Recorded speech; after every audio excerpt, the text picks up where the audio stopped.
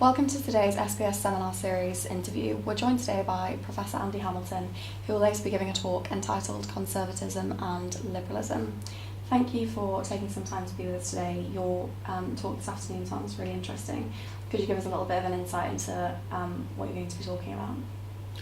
Well, I got interested in political philosophy. I quite like investigating areas of a subject that are rather neglected, which is possibly a bit perverse, but I realised that there wasn't much. Well, actually, how it began was that I went to a talk by Jerry Cohen, who was a very interesting political philosopher, and some of the work that he did at the end of his career was on conservatism, and he gave a paper on that topic, and he said that if what he was saying was true, then it would be some of the most important work that he did. I mean, he's known as an analytic Marxist, so he's a Marxist.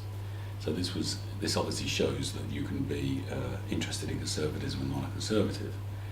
And he was talking about how some things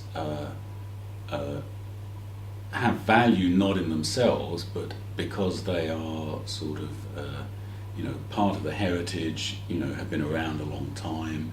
So we wouldn't think of knocking down St Paul's Cathedral and replacing it with allegedly a more beautiful building because of its historic value, and that's something he thought that conservatism emphasised. And what he was arguing actually piqued my interest really, and I realised that there wasn't really very much work philosophically on conservatism, which is a bit strange because it is one of the contenders for among political standpoints, along with liberalism and socialism.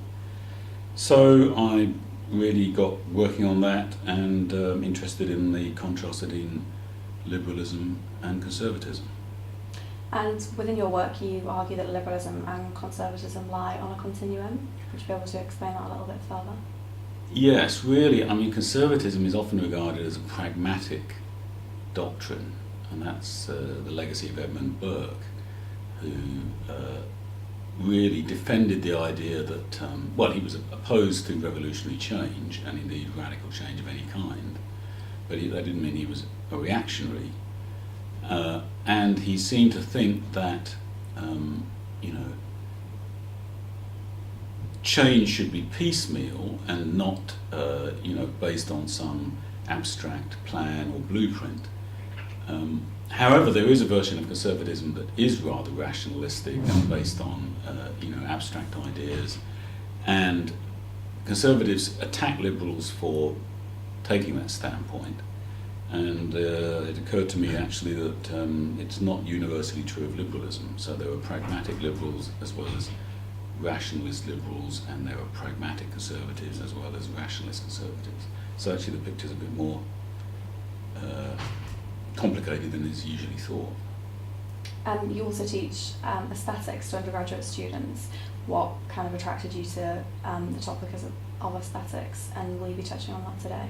Well, I will to some extent be touching on it because the notion of elitism applies not only to politics but also to artistic criticism, and I think actually that aesthetics rather neglects the political dimension, particularly Anglo-American aesthetics.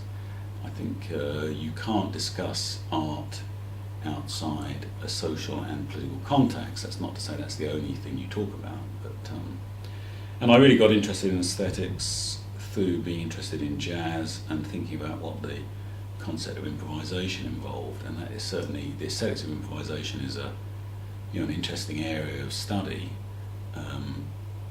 Again, somewhat neglected, I suppose. I tend to like, as I say, areas that, it's rather accidental, rather contingent, what areas of a subject get attended to, and people then tend to follow fashion, so I suppose rather, in a rather eccentric way, I like to do things that are unfashionable. And what would you say are the real-life implications of your work surrounding political philosophy?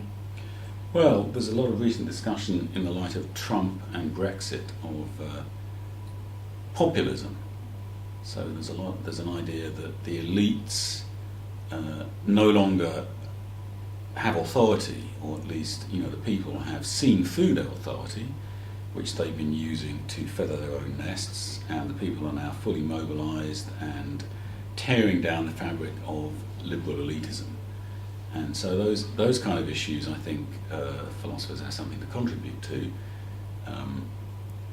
But obviously, the chances of reason breaking through in this debate are, I wouldn't say, particularly high, particularly in the light of the fact that populism is itself a highly irrationalist viewpoint. I mean, the idea that experts have no place in political discourse is so crazy that. But anyway, that's. So that will be an important issue that has a bearing on. It's not, on political events today. Okay, thank you very much for your answers, and we look forward to hearing your talk. Thank you.